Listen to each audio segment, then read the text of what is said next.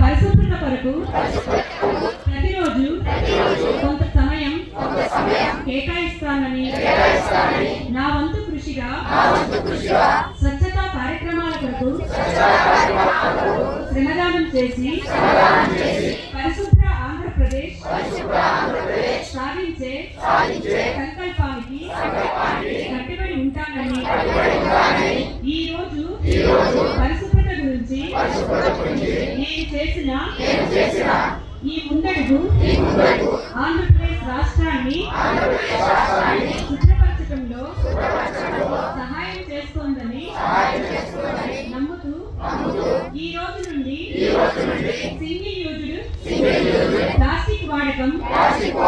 నిషేధంపై నా తోటి వారికి కూడా అవగాహన కల్పించడానికి ప్రయత్నిస్తానని మన ఆంధ్రప్రదేశ్ ను స్వచ్ఛ ఆంధ్రప్రదేశ్ గా